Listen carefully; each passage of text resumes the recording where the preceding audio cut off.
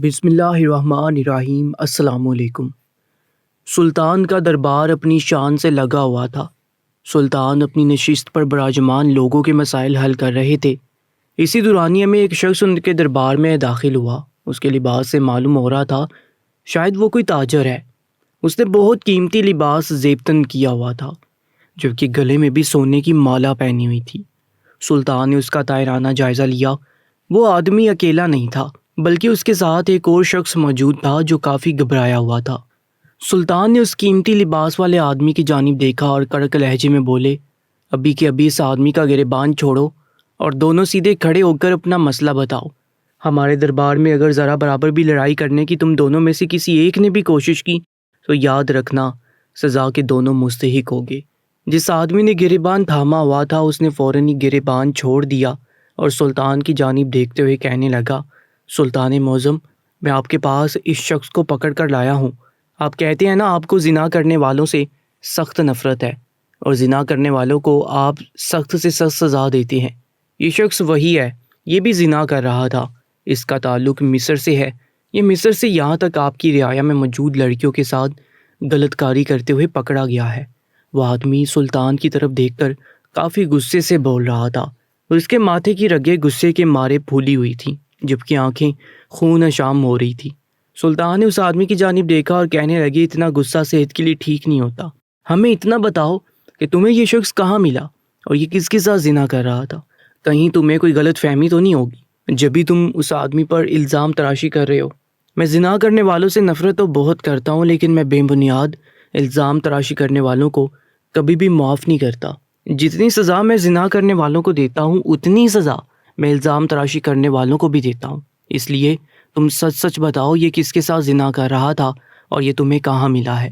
وہ قیمتی لباس والا شخص کچھ پل کے لیے خاموش ہوا اور ارد گرد دیکھنے لگا۔ سلطان نے اس آدمی کی جانب دیکھا اور کہنے لگے، کیا ہوا؟ تم سب کے سامنے بتانے سے کیوں گھبرا رہے ہو؟ ہمیں اصل کہانی سے آگاہ کرو تاکہ اس حساب سے ہم سزا تجویز کر سکیں۔ اس آدمی نے سلطان کی جانب دیکھا اور دھیمے لہجے میں کہنے لگا، سلطان معظم، بتانے میں کوئی حرج نہیں ہے، لیکن یہ میری عزت کا معاملہ ہے، میں سب کے سامنے یہ بات نہیں بتا سکتا۔ سلطان ایک پل کو خاموش ہوئے اور کہنے لگے، جب تم بڑی محفل میں اس آدمی کو یہاں لے کر آ چکے ہو، سب کے سامنے یہ معاملہ شروع کر چکے ہو، تو تم بتانے میں کیوں شرما رہے ہو؟ جو بھی بات ہے تم بتاؤ، ہمارے دربار سے کوئی بات باہر نہیں جائے گی، اس بات کا ہم تم سے وعدہ کرتے ہیں۔ وہ آدمی کچھ پل کے لیے خاموش ہوا اور نظر جھکا کر کہنے لگا، سلطان معظم، یہ شخص میری بیٹی کے ساتھ میری گھر میں زنا کرتے ہوئے پکڑا گیا ہے۔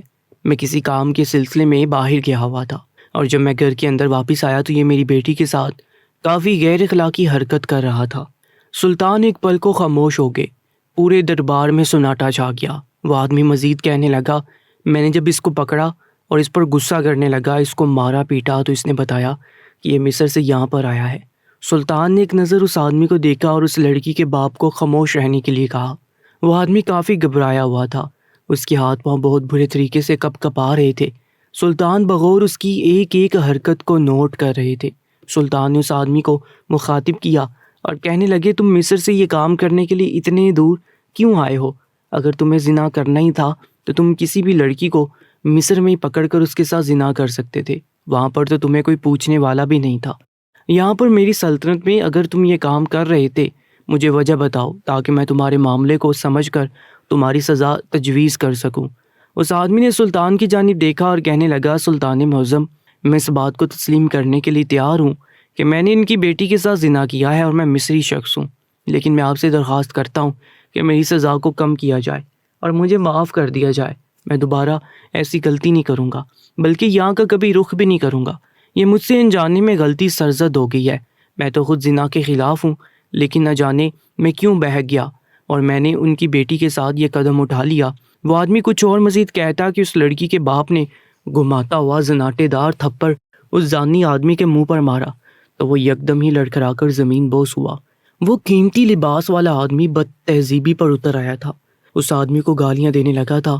اس نے پل میں دربار کا پورا ماحول خراب کر دیا تھا۔ سلطان کو یہ سب چیزیں کافی ناگوار گزر رہی تھی۔ ان کے چہرے سے ہی معلوم ہو رہا تھا کہ وہ اس وقت بہت غصے میں ہے۔ ان کے دربار میں بے وجہ ہی شور ہو رہا تھا۔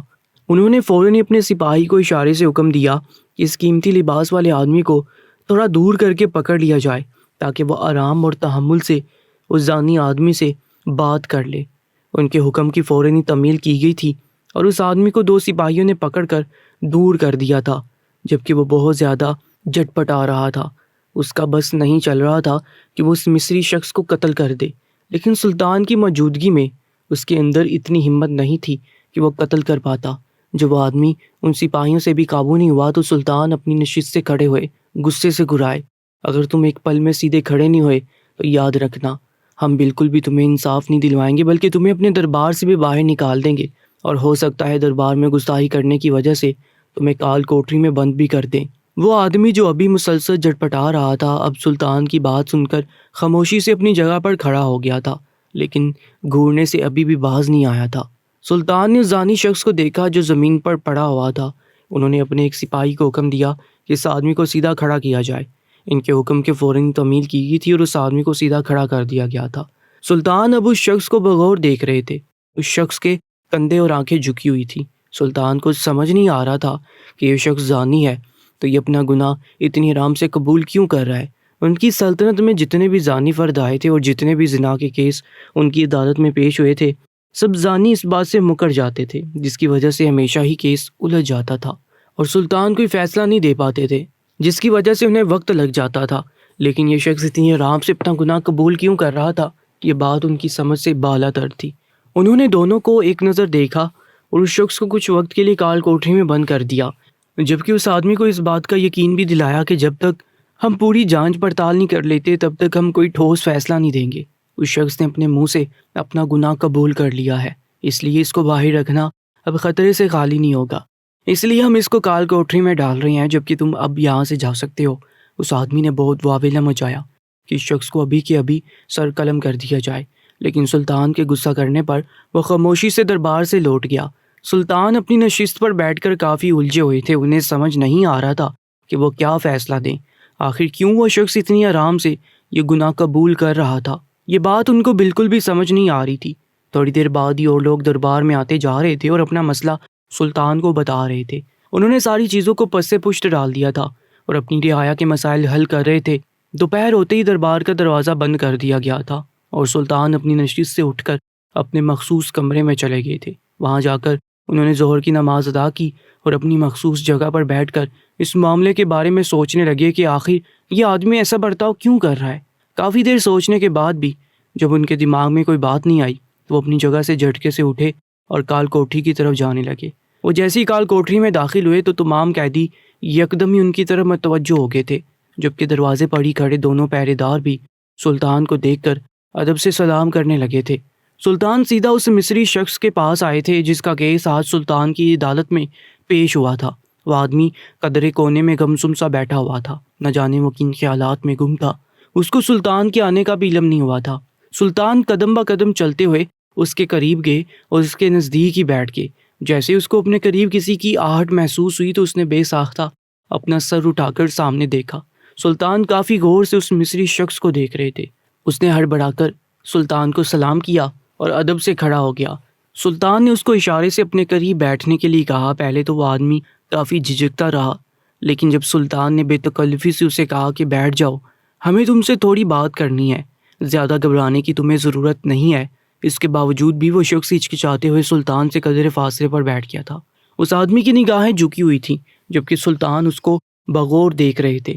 سلطان نے اپنا گلا کھنکارا اور اس آدمی کو متوجہ کرتے ہوئے کہنے لگے، دیکھو ہمیں کچھ تو گڑبڑ محسوس ہو رہی ہے، ایسا ہمارے ساتھ پہلی بار ہوا ہے۔ وہ قیمتی لباس والا آدمی مسلسل تمہیں زانی کا خطاب دے رہا تھا، تمہیں مار رہا تھا، تمہیں گالیاں نکال رہا تھا۔ ہمیں بھی ہمیشہ جب یہ بات معلوم ہوتی ہے کہ کسی نے زنا کیا ہے تو ہم بھی اپنا آپا کھو دیتے ہیں اور ہمیں بھی بہت غصہ آتا ہے، لیکن پہلی بار ہمارے ساتھ کچھ ایسا الگ سا ہو رہا ہے، نہ ہمیں غصہ آ رہا ہے نہ ہم برا محسوس کر رہے ہیں، ایسا لگ رہا ہے جیسے تمہارے ساتھ کچھ غلط ہو رہا ہے۔ اس لیے ہمیں تفصیل کے ساتھ اپنی اوپر بیتی ہوئی تمام تر کہانی بتاؤ، آخر تم کون ہو اور تم مصر سے یہاں پر کیا کرنے کے لیے آئے تھے، اور اس آدمی کی بیٹی کو تم کیسے جانتے ہو؟ اس شخص نے سلطان کی جانب بڑھائی ہوئی آنکھوں سے دیکھا اور غمگین لہجے میں کہنے لگا، سلطان معظم، وہ آدمی بالکل درست کہہ رہا ہے، میں زانی ہی ہوں، میں نے غلط کیا ہے، مجھے سزا ملنی چاہیے، آپ مجھ سے بالکل بھی ہمدردی نہیں کریں، میں اسی لائق ہوں۔ اس آدمی کی آواز میں جو درد تھا وہ سلطان بخوبی محسوس کر سکتے تھے۔ سلطان نے اس مصری شخص کے کندھے پر ہاتھ رکھا اور نرم لہجے میں بولے، ہمیں اپنے اوپر بیتی ہوئی داستان سناؤ، ہم تمہیں اس بات کا حکم دے رہے ہیں۔ ہم وعدہ کرتے ہیں ہم اس بارے میں کسی کو بھی کچھ نہیں بتائیں گے، کہیں فیصلہ لیتے ہوئے ہم سے کوئی غلطی نہ ہو جائے، اس لیے ہم بار بار تم سے یہ سوال دہرا رہے ہیں۔ اس شخص نے ایک نظر سلطان کو دیکھا اور روتے ہوئے اپنے اوپر بیتی ہوئی تمام داستان سنا دی کہ وہ لڑکی اس شخص کی کیا لگتی ہے اور وہ مصر سے یہاں پر کیا کرنے کے لیے آیا ہے۔ جیسے جیسے وہ اپنے اوپر بیتی ہوئی داستان سلطان کو سناتا جا رہا تھا، ان کی رگیں غصے سے پھولتی جا رہی تھی۔ وہ آدمی چپ ہوا تو سلطان غصے سے گرجتے ہوئے کہنے لگے، جب وہ آدمی تم پر مسلسل ہاتھ اٹھا رہا تھا، تم سے بدتمیزی سے پیش آ رہا تھا، تمہیں گالیاں نکال رہا تھا، تب تم نے اس کو ساری سچائی کیوں نہیں بتائی؟ آخر تم کیوں چپ رہے؟ تم کیا پاگل ہو؟ کب تک تم خود پر یہ ظلم سہتے رہو گے؟ یہ تو غلط بات ہے نا۔ یہ سننے کے بعد جو بات اس آدمی نے سلطان سے کہی تھی وہ سلطان کو اس آدمی پر فخر کروانے کے لیے کافی تھی۔ سلطان اپنی جگہ سے بے ساختہ اٹھے اور کال کوٹری سے نکلتے چلے گئے۔ انہوں نے ایک بار پھر اسی وقت دربار لگایا تھا اور اپنے سپاہیوں کو حکم دیا تھا کہ اس قیمتی لباس والے آدمی کے گھر جاؤ اور اس کی بیٹی اور اس آدمی کو دربار میں بلا کر لاؤ، ہم ابھی کے ابھی اس معاملے کا حل نکالیں گے۔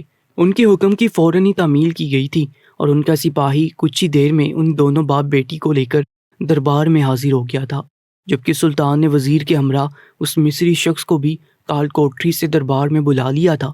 ایک بار پھر دربار سج چکا تھا، تمام درباری سلطان کو حیرت سے دیکھ رہے تھے، جبکہ وہ مصری شخص بھی سلطان کو کافی پریشان نگاہوں سے دیکھ رہا تھا۔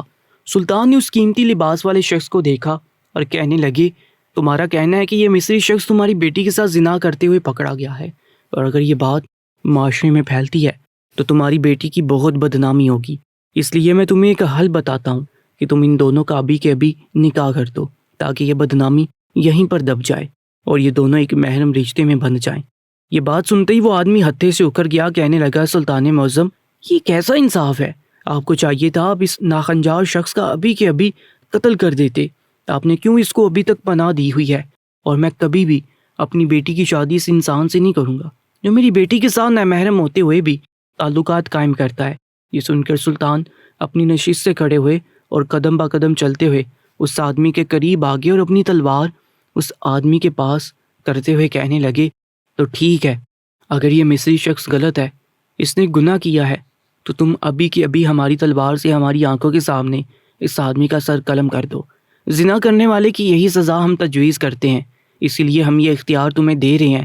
اور اس آدمی نے ایک نظر سلطان کو دیکھا، ان سے کہنے لگا، سلطان معظم، آپ سچ کہہ رہے ہیں، میں یہ قتل اپنے ہاتھ سے کر دوں۔ سلطان نے سر کو ہلکی جنبش دی اور کہنے لگے، لیکن اس سے پہلے ہماری ایک شرط ہے، ہماری تلوار وہاں پر رکھی ہوئی ہے۔ وہ ایک طرف کو اشارہ کرتے ہوئے کہنے لگے، آپ وہاں سے اٹھا کر ہماری تلوار یہاں لے کر آئیں اور اس کو ہماری میان میں ڈالیں۔ اس کے بعد ہم خود اپنے ہاتھوں سے اپنی تلوار نکال کر آپ کو دیں گے تاکہ آپ اس شخص کا اپنے ہاتھوں سے قتل کر دیں۔ اس شخص نے فوراً ہی تیزی دکھائی تھی اور سلطان کی تلوار جو ایک طرف کو رکھی ہوئی تھی اس کو اٹھا کر لایا تھا اور ان کی میان میں ڈالنے لگا، لیکن جیسی وہ میان میں ان کی تلوار ڈالتا، سلطان فوراً ہی اپنی میان کو آگے پیچھے کر دیتے، جس کی وجہ سے وہ آدمی میان میں تلوار ڈال ہی نہیں پا رہا تھا۔ کافی انتھک محنت کے بعد جب میان تلوار میں نہیں گئی تو وہ آدمی پریشان ہوتے ہوئے کہنے لگا، سلطان معظم، آپ یہ کیا کر رہے ہیں؟ میں کب سے آپ کی میان میں تلوار ڈالنے کی کوشش کر رہا ہوں، لیکن آپ مسلسل میان کو آگے پیچھے کر رہے ہیں، جس کی وجہ سے میری تلوار میان میں جا ہی نہیں پا رہی۔ سلطان نے ایک نظر اس قیمتی لباس والے شخص کو دیکھا اور کہنے لگے، اگر تم میان میں تلوار نہیں ڈال پا رہے تو اس کا مطلب ابھی تک تم سمجھ نہیں پائے۔ وہ آدمی سلطان کی بات کو سمجھ نہیں پا رہا تھا، وہ فوراً ہی سر نفی میں ہلانے لگا، کہنے لگا، سلطان معظم، باخدا میں آپ کی بات بالکل بھی نہیں سمجھ پا رہا، نہ آپ مجھے تلوار میان میں ڈالنے دے رہے ہیں، نہ آپ اس شخص کا کوئی فیصلہ کر رہے ہیں، آخر آپ چاہتے کیا ہیں؟ اس آدمی نے کافی بیزاری سے کہا۔ تو سلطان نے ایک نظر اس شخص کو دیکھا اور کہنے لگے، بالکل اسی طریقے سے تیری بیٹی نے زنا کرنا چاہا، جبھی دونوں کی طرف سے یہ غلط کام ہوا۔ اگر تیری بیٹی یہ کام نہیں چاہتی تو کبھی بھی یہ زنا نہیں ہوتا۔ وہ آدمی ایک پل کو بالکل خاموش ہو گیا۔